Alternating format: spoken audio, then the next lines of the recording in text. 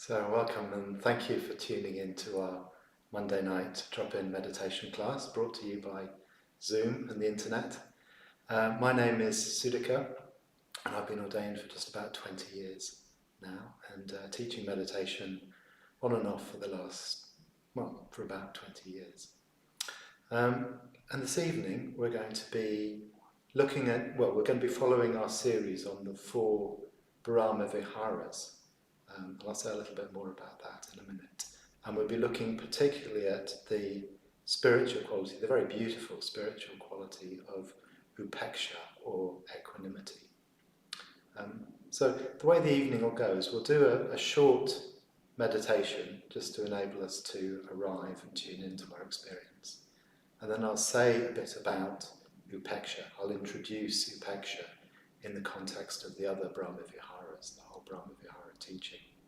And then I'll lead us through a 15-20 minute period of the upeksha bhavana, the meditation which is the cultivation of equanimity, the cultivation of upeksha. So just to get us in the right frame of mind, we'll do a short arriving meditation. So if you'd like to find a comfortable sitting position,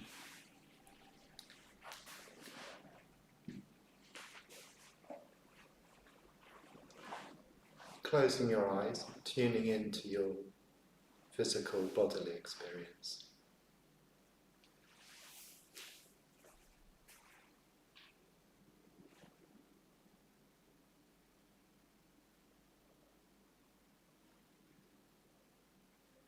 So tuning into the sensation of your body, resting on a cushion or a chair, and tuning into the sensations at the point where your body is resting on the ground.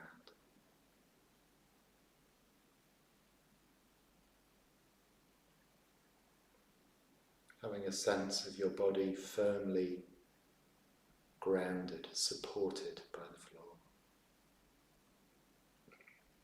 which can put us in contact with a sense of stability, groundedness.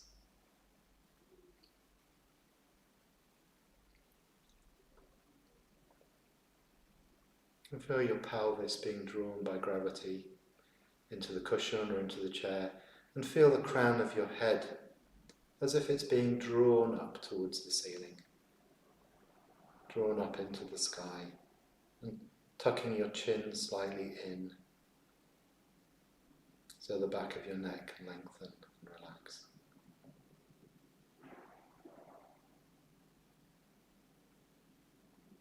Drawing your shoulders slightly back.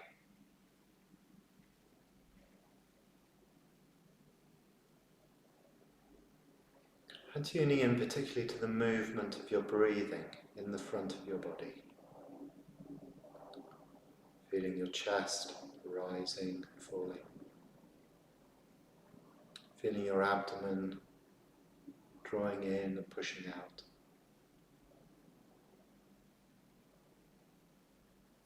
Feeling the air of the breath moving through your nostrils, cooler on the in-breath, warmer on the out-breath.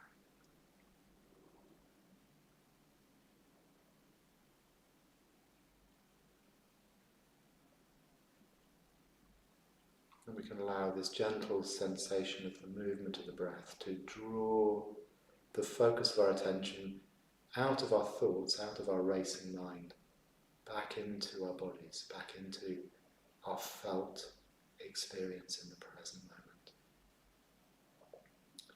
And to help with this, we can just try placing one of our hands over the center of our chest. Just feeling a connection between the palm of your hand and the front of your body.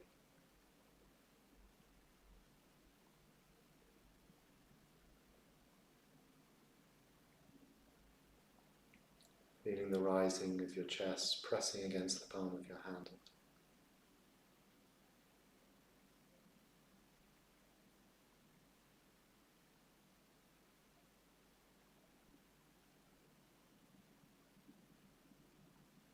We try to hold the focus or attention steady at the point where the hand comes into contact with the front of the body. So we're staying here, staying with the body, the breath, the sensation, the energy.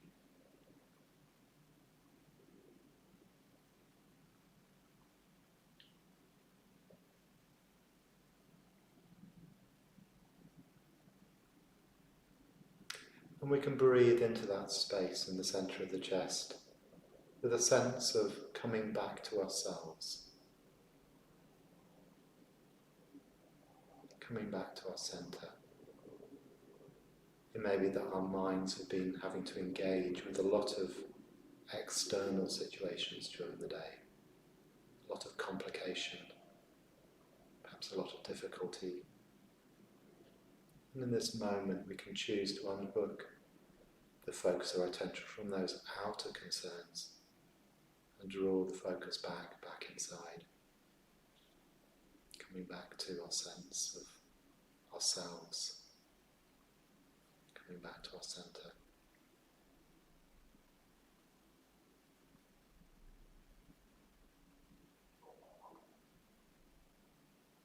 And as we breathe into that space in the centre of the chest, we can say very gently, very kindly to ourselves, may I be well, may I be happy.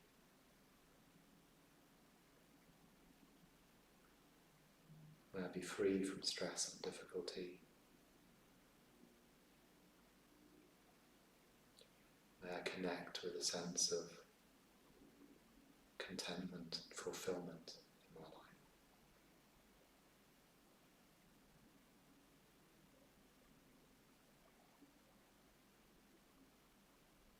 Just allowing a space for that wish to resonate through our bodies.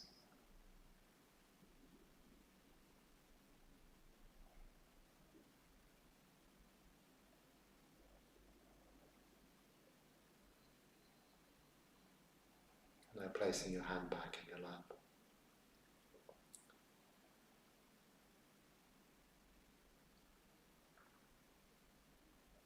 Taking a few long, deep breaths, connecting with a sense of stillness, groundedness.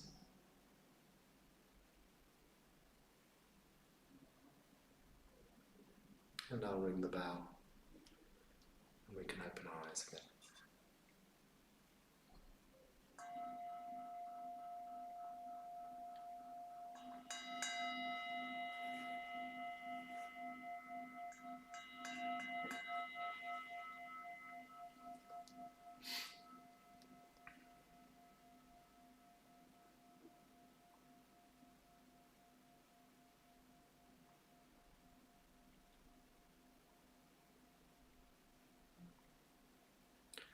So hopefully that little arriving meditation has helped us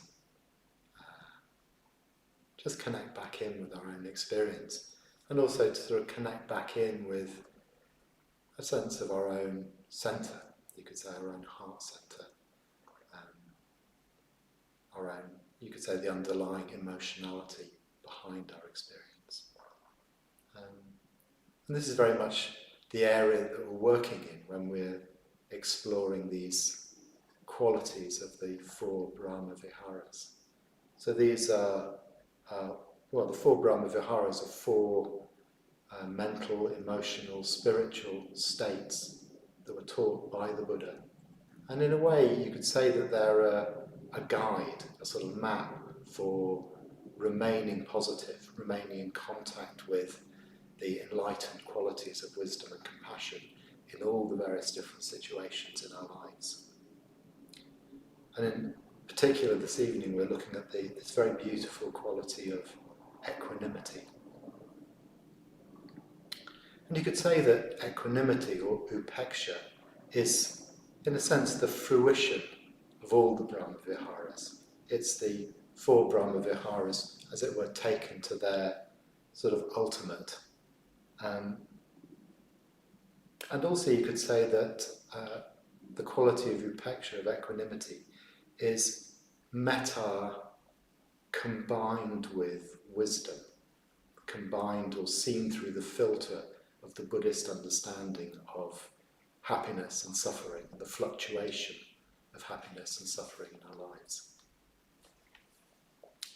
And probably the easiest way to explain this quality of upeksha is just to put it in the context of the other Brahma Viharas. So if you've been following this series, you'll have learned that, metta is the root of all the Brahma Viharas, and metta is an attitude of unconditional loving kindness, unconditional positivity and well-wishing.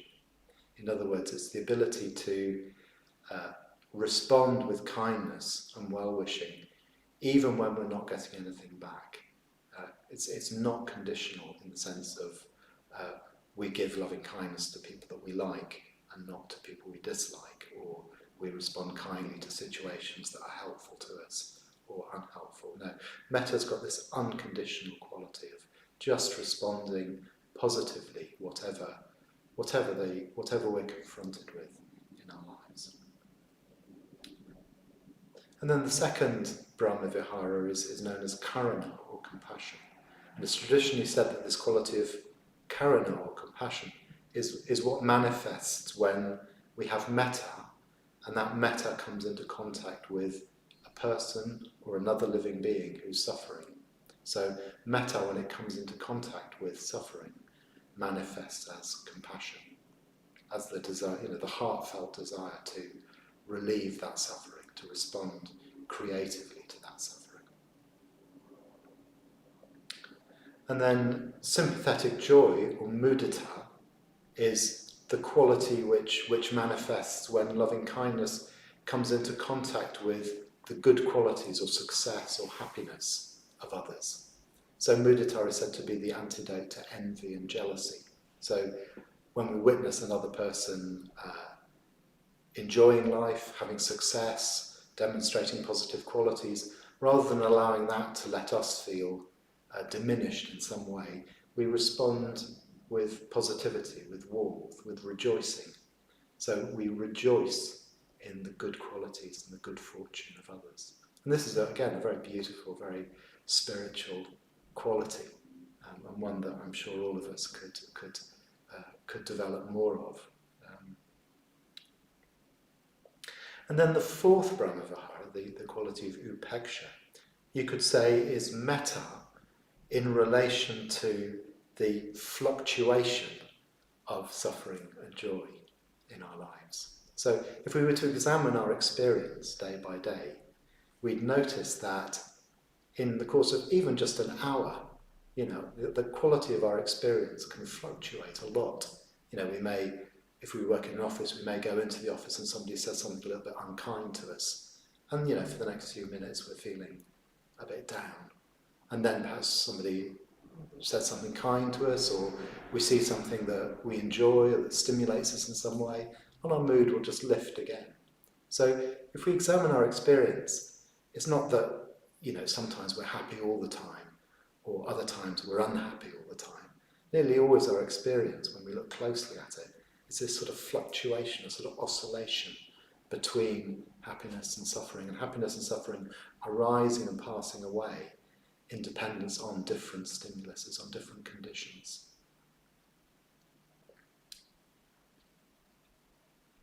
And this quality of upeksha, of equanimity, you could say, is really the ability to stay centered and to stay emotionally positive through the fluctuations of happiness and suffering.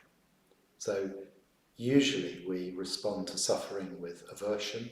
We don't want to have difficult experience, so we try to push it away. Usually when we experience good fortune, we kind of want to hold on to it. We want to keep it to ourselves. We want it not to come to an end. So we respond usually to happiness or pleasant experience with some degree of craving or attachment. But this quality of upeksha is the ability to stay sort of universally positive through the fluctuations of happiness and suffering.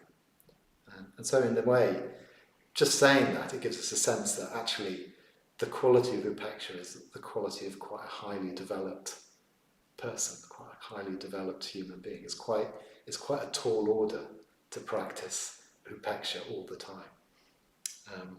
More usually, our response is to be elated by happiness and downcast by suffering.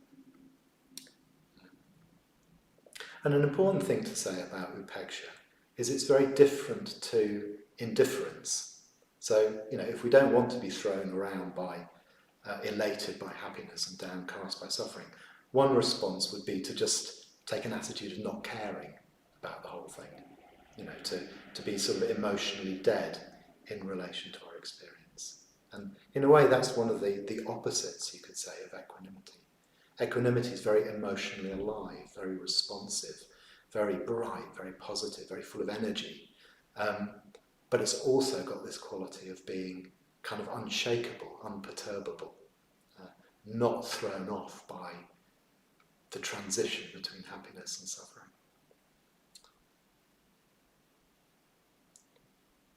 So hopefully that's given you a bit of an introduction to upeksha.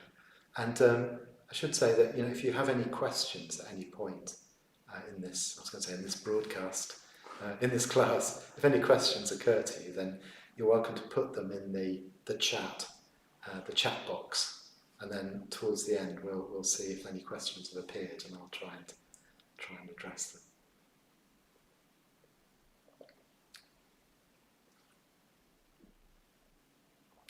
So I thought we'd move on to talking about the practice itself, the upeksha bhavana itself. Upeksha means equanimity, bhavana means cultivation or development of. So this is a traditional practice going back to the time of the Buddha, where we're actually meditating in a way to cultivate this quality of upeksha. And you'll notice immediately that the practice follows a similar pattern to the other Brahma Viharas practices. So in other words, it's like the metta bhavana, in the sense that we start cultivating an attitude of kindness and well-wishing for ourselves, and then we extend that outwards to a neutral person, a good friend, a difficult person, and then all living beings. So if we've done the metta bhavana, these stages, the basic framework of the practice will be familiar to you. But the difference with this, well, there's a few differences. So first of all, with the upeksha bhavana, we actually start with ourselves, but then we call to mind a neutral person. So rather than starting with a good friend, we start with a neutral person. But with each person that we call to mind in the practice, we reflect that this person, like us, experiences the fluctuation of happiness and suffering.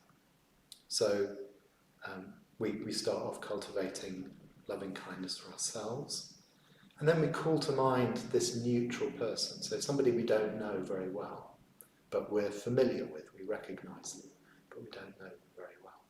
And then in a way, in our imaginations, we try to engage with that person as a human being. And we can reflect that, well, this person, ever since they were born, have had times when they've suffered, when they've experienced difficulty. Perhaps they've experienced loss in their lives. Perhaps they've experienced difficulties of all kinds. And as we call that person to mind, and we reflect that this person, like us, has experienced suffering and difficulty, we manifest an attitude of compassion to that person, an attitude of wanting to help that person, wanting to help that person overcome the suffering that they've experienced. So in a way, our mind kind of goes to the suffering of this person. And then we deliberately shift the focus to the happiness and well-being of this person. So we think that this neutral person, like us, also experiences great joy, great fulfillment, great happiness, great well-being in their lives. So just as we do, they have the potential for suffering and happiness. And we do that in each of the stages. So in the following stage, we call to mind a good friend.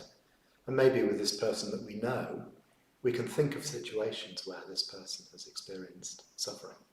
You know, most of our friends, if we think about it, we know that they've had difficult times, they've had to deal with difficulties in their lives, and we can just reflect on that. We can reflect that they, like me, have experienced suffering and difficulty in their lives. And again, when we call to mind that, hopefully we'll respond with compassion to that, to have a heartfelt desire to want to help our friend, to want to help relieve the suffering in our friend's life.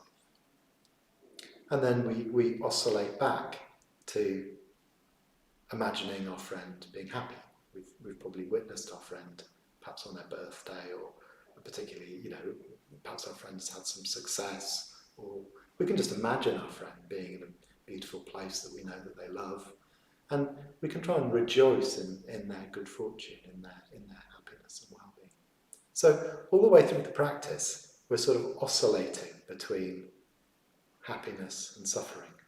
When I was doing this, I was thinking we used to have an oscillating fan in our old centre, and it used to go like from one side to the other, you know, blowing air one way and then the other. And in a way, this is what we do with the Upeksha Bhavana practice. We oscillate between contemplating suffering and contemplating happiness, and contemplating the fact that, in a way, there's this fluctuation between happiness and suffering in our lives and in the lives of all human and other living beings.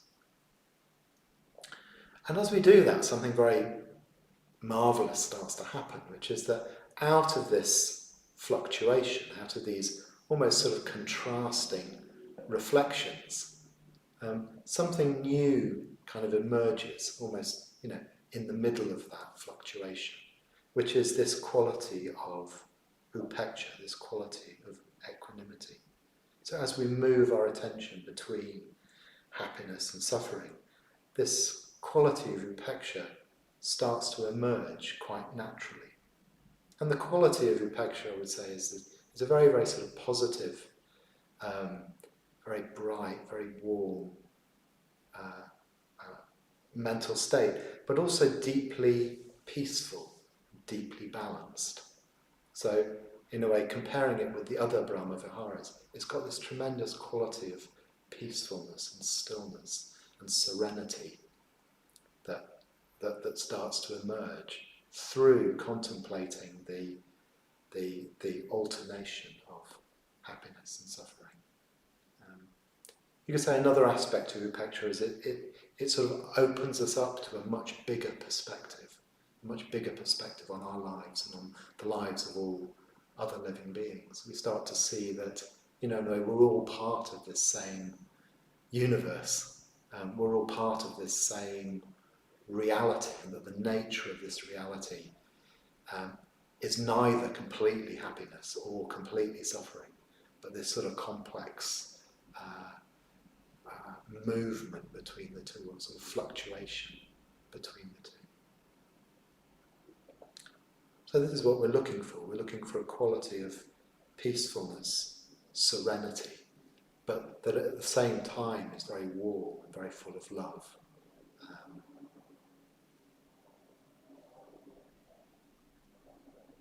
So hopefully that explains it a little bit. And in a way, it's quite, potentially I think it's quite profound. I think we start to see how, in a sense, sort of suffering and happiness are kind of deeply sort of intertwined at every level of our lives. I was thinking today, so it's quite a strange example, but sometimes if we think we're going through a hard time, we think we're going through a difficult time, and we really pay attention to our experience, we'll notice that these little moments of happiness and joy, even in the middle of a very difficult period in our lives. And likewise, if we've been, say, looking forward for ages to, you know, going on a particular marvellous holiday, or having some experience that we've really bigged up for ourselves, the reality is when we get to have that experience, if we look carefully, we'll notice that even in very, very wonderful conditions, even when the conditions are absolutely right for us to be happy, the actual experience that we have still has this texture of moments of dissatisfaction or frustration or disappointment, even in the middle of a very happy experience. So we start to see that there's this kind of texture of happiness and suffering that's going on in our lives all the time. And in a way, when we're engaging with the Brahma Viharas, when we're wishing ourselves and others happiness and well-being, we're doing it in the context of kind of understanding that, if you see what I mean. So, I guess with the metta bhavana, you could do it perhaps in a rather kind of naive way. You could be sitting there going, oh, may all beings be well, may all beings be happy. And in a way, you're doing this all in quite a naive way. But the quality of upeksha is it's quite wise, it's quite knowing, it's got this sort of deep understanding of the way life really is and what the situation of living beings really is. And in the Buddhist tradition, it is a very highly developed state, which is one of the kind of foundations for the development of enlightenment. I think because it's got this combination of, emotional positivity and sort of deep insight and understanding into the nature of human life and human experience. So hopefully I've given you a little bit of an introduction to it, a little bit of a sense of what we're going to be doing in the practice. So we'll practice for about 15 minutes and I'll lead us through it. And I think with all of these Brahma Viharas practices, if we find we get lost in the actual practice itself, if we get lost in all the complicated instructions of the practice, we can just come back to something very, very simple, which is breathing, connecting with our immediate experience, and just cultivating a basic attitude of kindness and acceptance. So we just come back to a place of just allowing our experience to be the way that it is. So if our meditation is a complete disaster, and we just can't seem to do anything right in a meditation, we can just come back to this very simple, we may be the worst meditator in the world, but at least we can have sympathy with our own struggles. We can practice in a kindly way, a way that's kindly to ourselves.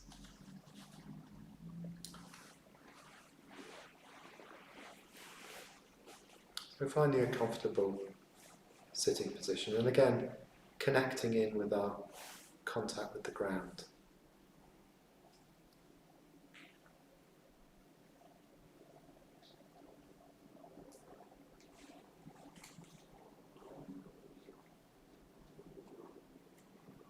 Connecting especially with the movement of our breathing.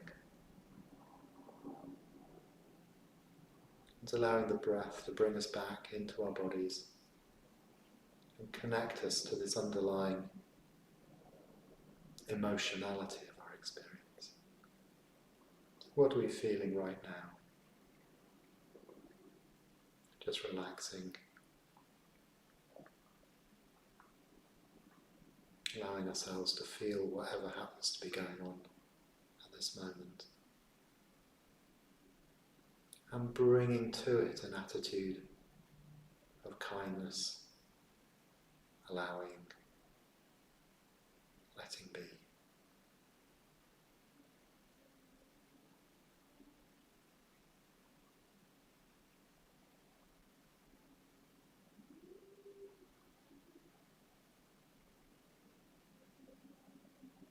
Perhaps we can take a moment to reflect that in our own lives, all of us have gone through difficulties and suffering. There's no one alive who's never had any experience of difficulty and suffering.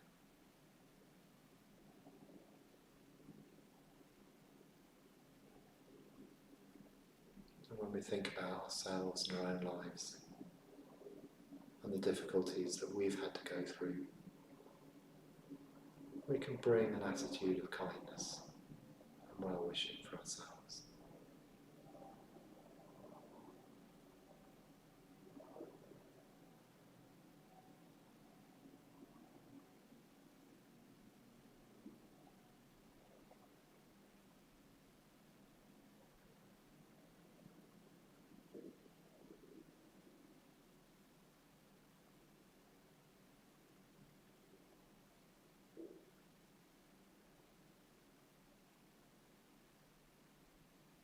We can reflect also that in our own lives, in the same life as we've gone through difficulties, we've also experienced tremendous advantages. People have helped us in all sorts of different ways.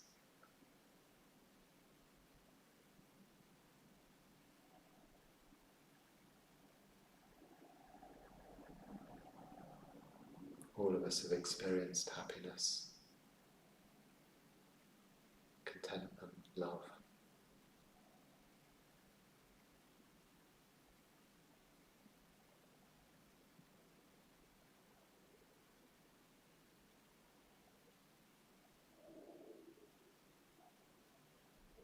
And we can rejoice in those things. We can allow ourselves to feel joy at all the positive, enjoyable, pleasurable qualities of experience in our lives.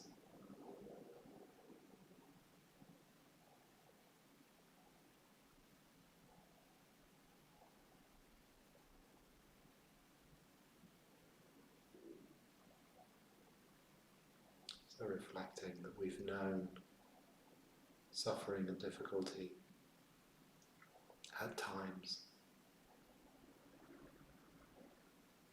and also great happiness and well-being at other times.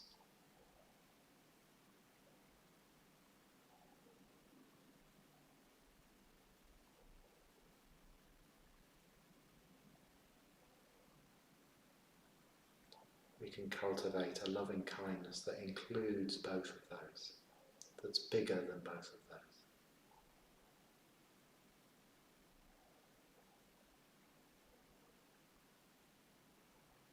We can say to ourselves, through the fluctuations of happiness and suffering, may I be well, may I be happy, and may I be free from harm.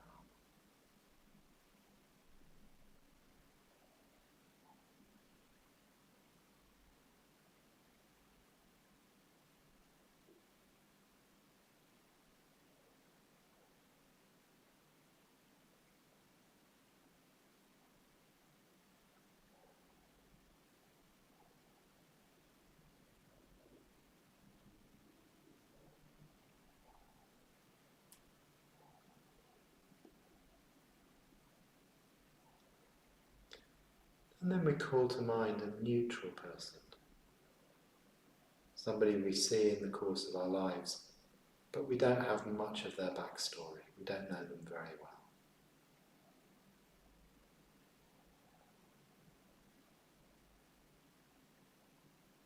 We start by just becoming interested in this person, becoming curious about this person.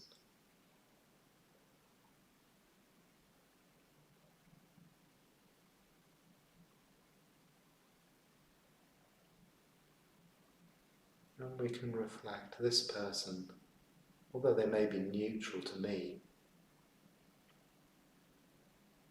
experience, just like me, suffering and difficulty in their lives.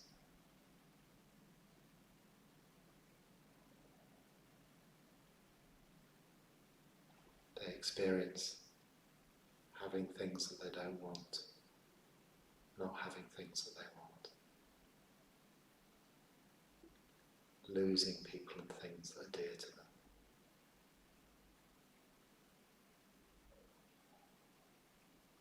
They experience loss and difficulty and suffering, just like me.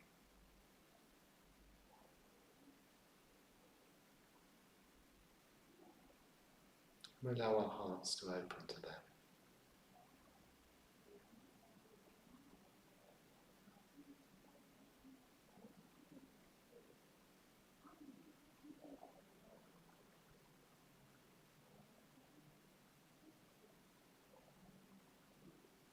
And then we reflect, just like me, this person experiences great happiness and well-being. They've experienced moments of joy and bliss.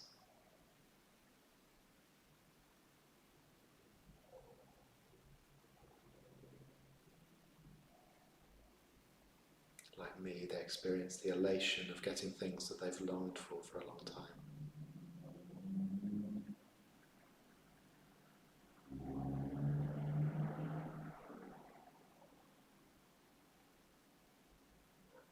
Like me, they experience the joy of loving and being loved.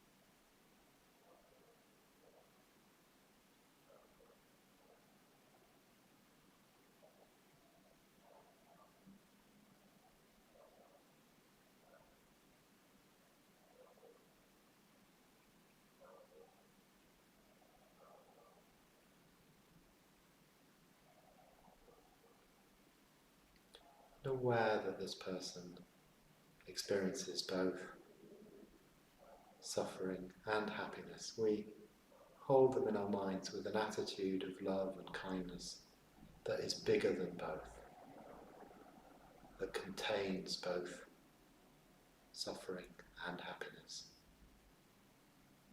and that holds them in a bigger perspective.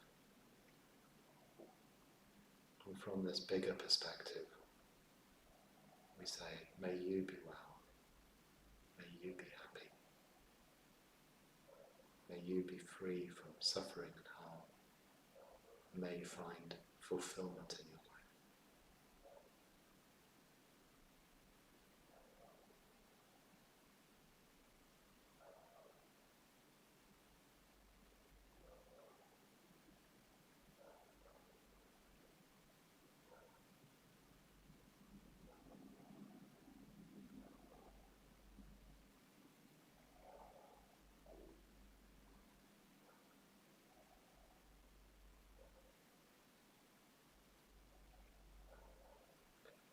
And now calling to mind a good friend.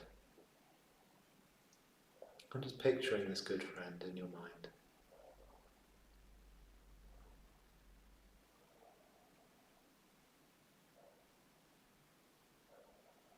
And perhaps you can call to mind a time or a situation in which your friend experienced suffering and difficulty.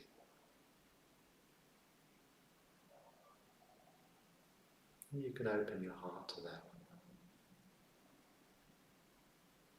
knowing that they've experienced suffering, just like us.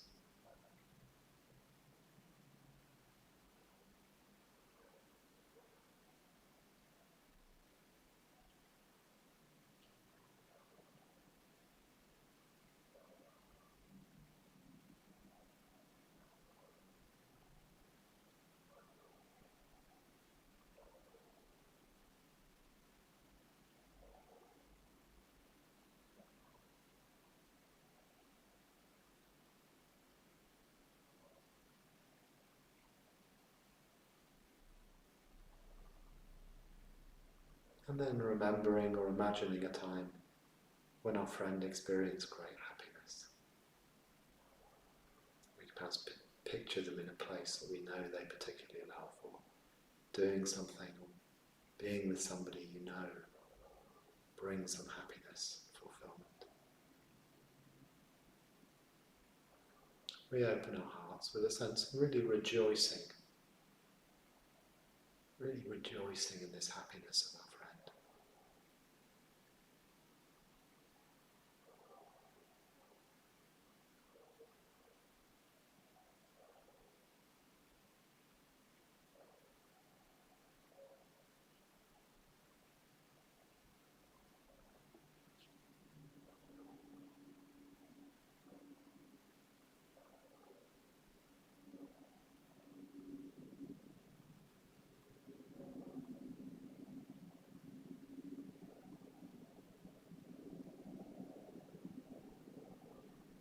And knowing that this good friend experiences both happiness and suffering. And also knowing how it feels in our own hearts when we turn towards that suffering, we turn towards that happiness. friend's life. Knowing all of this, we wish them well from a place that's bigger than happiness and suffering, that contains happiness and suffering, but is bigger than that.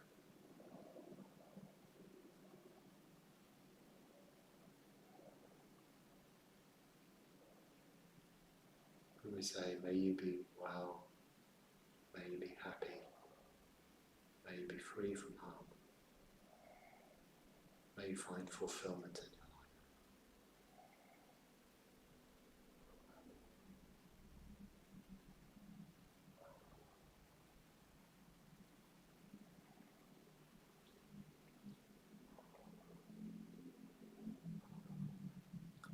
And then we call to mind a difficult person.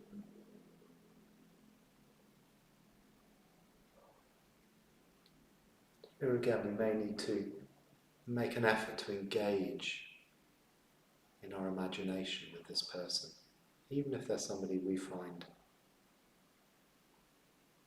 difficult, even if they like things that we don't like and behave in ways that we don't think are okay. Try and find a sense in which this person is like us.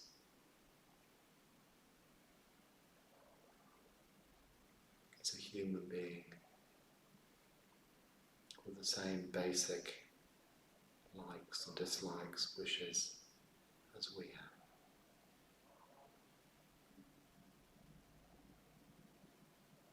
have. In our imagination, we can engage with the knowledge that, like us, this difficult person experiences suffering and difficulty in their lives, and also joy and happiness in their lives.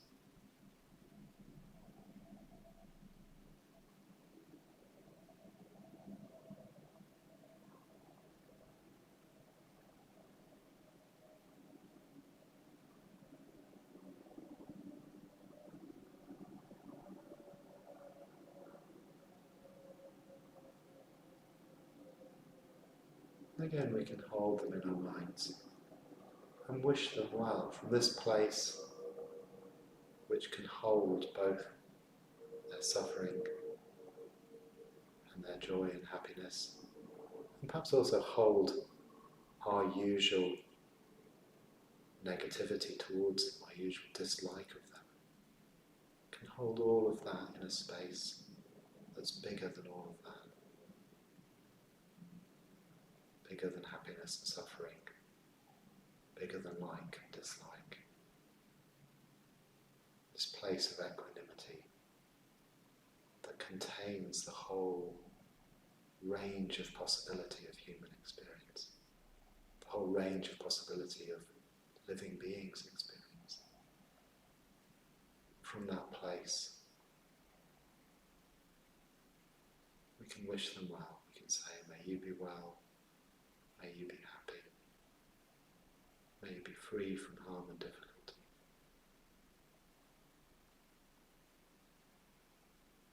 And may you find fulfillment in your life.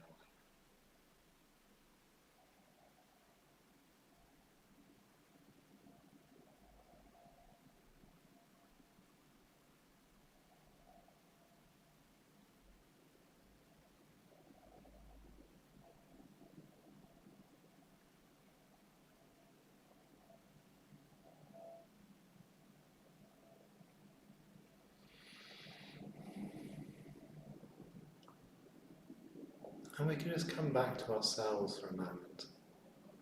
Let's reconnect with your body and the movement of your breathing. Allowing your breath to anchor you in this present moment.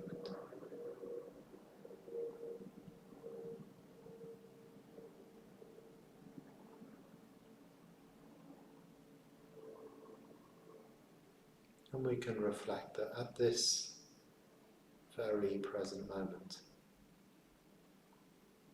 there are millions of human beings, millions of other living beings, all having different experiences in this present moment.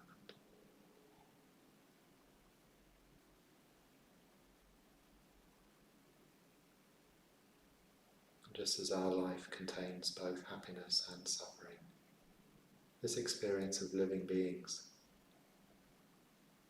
contains a huge range of happiness and suffering. And at this very moment, some living beings are being born into life, and other living beings are passing away.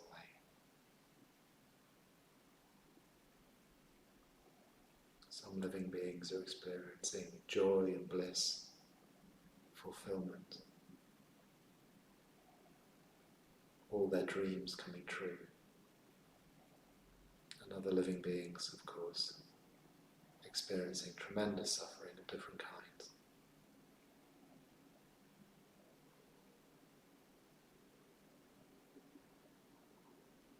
And all of this is contained in this present moment as we breathe in and breathe out.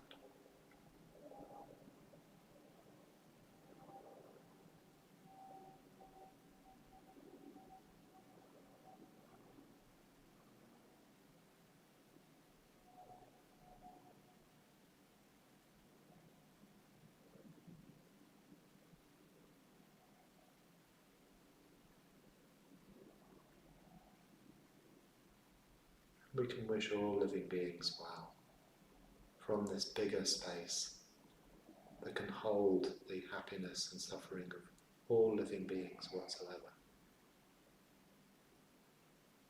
that contains all the happiness and suffering of all living beings, and is even bigger than that. From that place,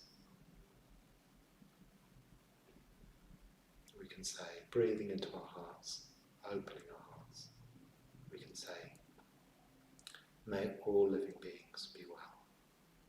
May all living beings be happy. May all living beings be free from harm.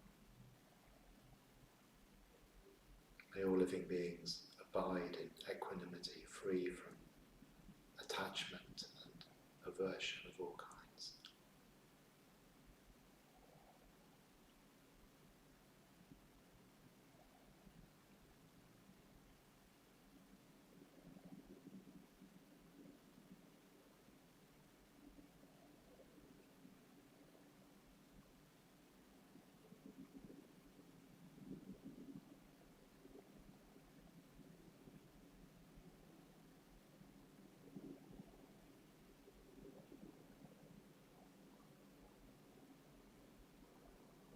Just stay with our experience for a few more moments,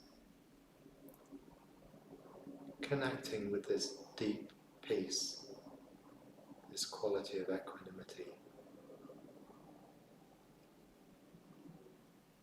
that stays the same, that stays steady through the fluctuation of happiness and suffering in our lives.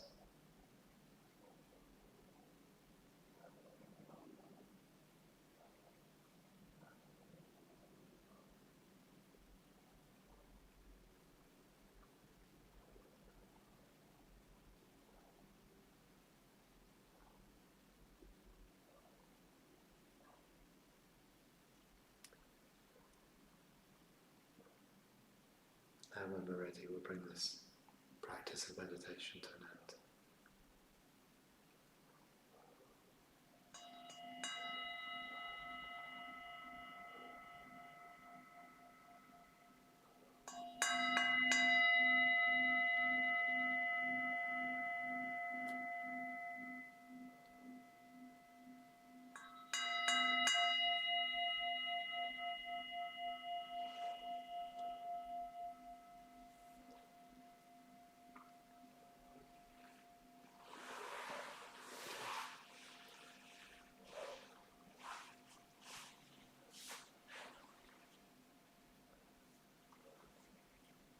So I hope that's given you an understanding, maybe a small experience or a small taste of the quality of equanimity. As I say, it's a very beautiful quality. It's something that we can develop in our lives, and that really supports us in our lives. I think I remember quite early on in my Buddhist life somebody telling me that I needed to develop more equanimity. And they were absolutely right. As a young man, I was very over dramatic in my life, and if something went wrong I would be very despairing, and if things went right I would get very elated. And so my friend who advised me to develop more equanimity did me a big favour, and actually whatever small progress I've made in developing equanimity has been really, really helpful to me. Because it just gives us the ability to, in a way, just stay clear, stay positive, stay creative through, difficult changes of situation. And perhaps it's something which, it's a quality which, is particularly suited or particularly needed at this time of, the pandemic. I think talking to everybody through this thing, almost the thing that everybody has in common is the uncertainty of the situation. We're in touch with friends in India who are experiencing, a lot of difficulty, a lot of suffering.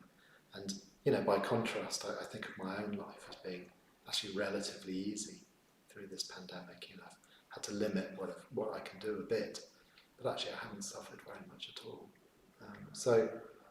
But I think what everybody has in common the world over is that this has thrown up a tremendous sense of uncertainty, of kind of not knowing, not knowing what's going to be possible to do in a week or a month's time. And so this quality of equanimity can really carry us through uncertainty, through fluctuations in fortune, and enable us to really stay positive and stay creative, and stay helpful to others through uncertainties and changes in fortune. So, has anyone put any questions in the chat box? Yeah, we've got one question so far, and that's from Charlotte. She says, "Hi Sudhakar, thanks for the wonderful Charlotte. practice." She asks, "How else have you tried to develop equanimity off the meditation cushion? And what has been helping you during the pandemic?" Oh gosh, that's a good question.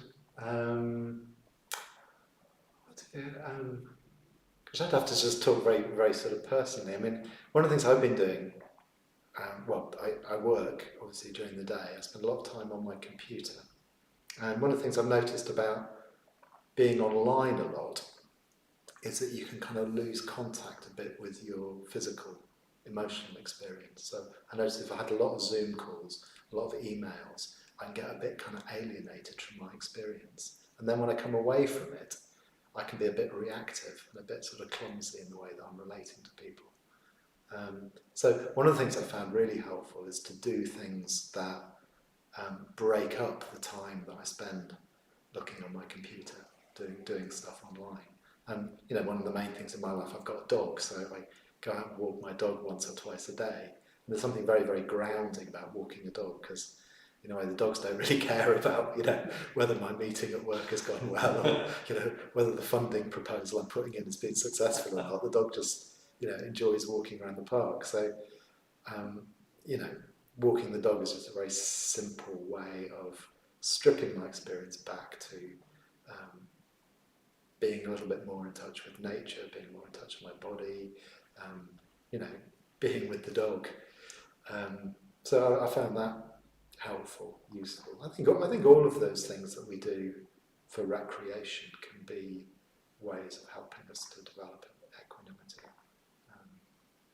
I think noticing when we're starting to get caught up in things, noticing when we're starting to lose perspective on things, when small situations suddenly seem to trigger big emotional responses in us. So just noticing that happening, and then seeing that as a trigger to come back to a simpler way of engaging with that experience.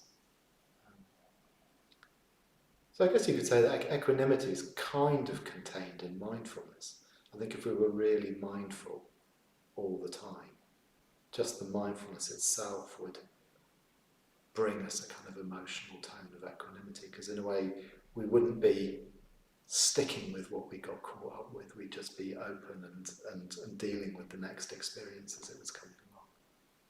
So the practice of mindfulness I think is very helpful. So there's just a few thoughts off the top of my head. friendship, connecting with people who understand us and we can share our experience in a genuine way. I think that can help develop equanimity. Particularly if we've got friends that we can share the sides of ourselves that we're more ashamed of. I think that's really, really helpful. If we have friends that we can say anything to, and we know that they'll just accept what we're saying, or not exactly accept in the sense of going along with, but not be totally thrown by anything that's going on for us. I think that can be really, really helpful in developing equanimity.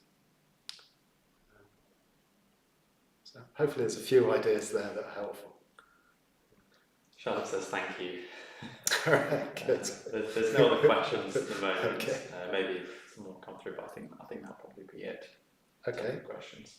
Well, I think we're at about 25 past now, aren't we? So just to wrap up the class, just a reminder that there's a Zoom discussion coming up. So Alex is going to be hosting a Zoom discussion following on from this class. That's going to be at is it 8:45? That's right. At 8:45. That's in about 20 minutes' time.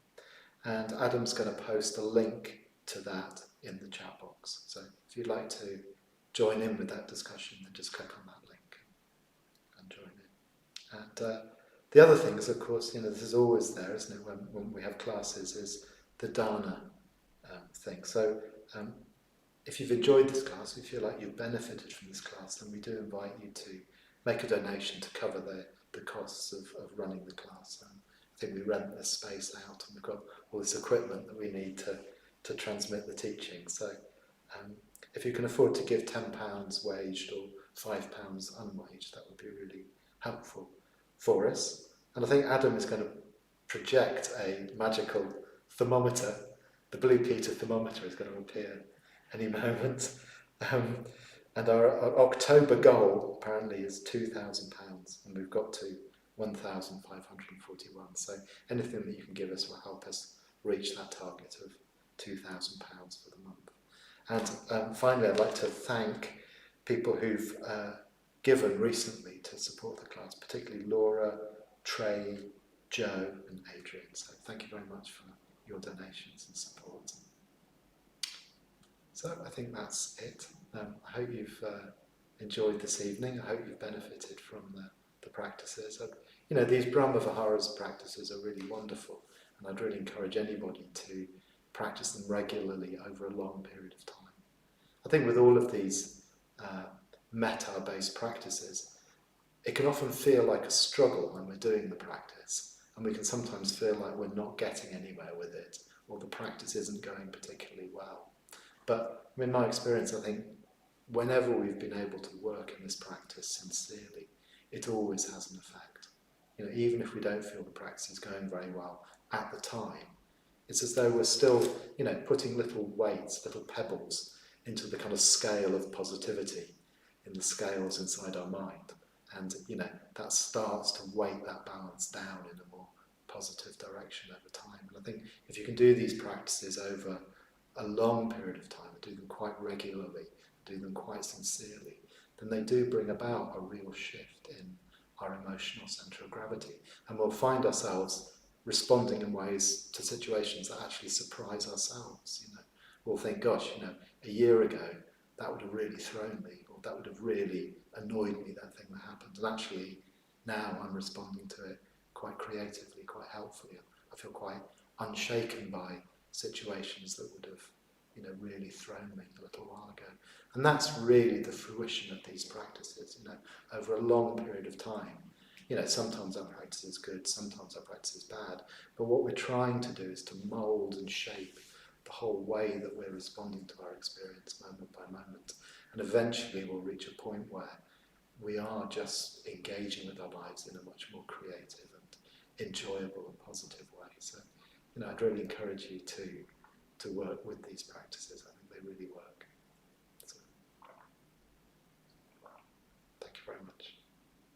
Thank you.